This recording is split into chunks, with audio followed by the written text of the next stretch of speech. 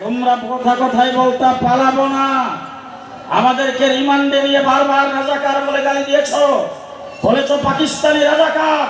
একদিনের জন্য পাকিস্তান যাই নাই, পাকিস্তানের সাথে আমাদের কোনো সম্পর্ক নাই, আমরা পাকিস্তানি রাজাকার নই। আজকে তোমরা প্রমাণ করেছো তোমরা ভারতীয় রাজাকার।